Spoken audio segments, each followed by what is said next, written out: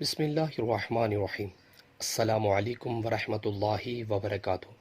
رسول اللہ صلی اللہ علیہ وسلم نے فرمایا، 7 گناہوں سے جو تباہ کر دینے والے ہیں بچتے رہو۔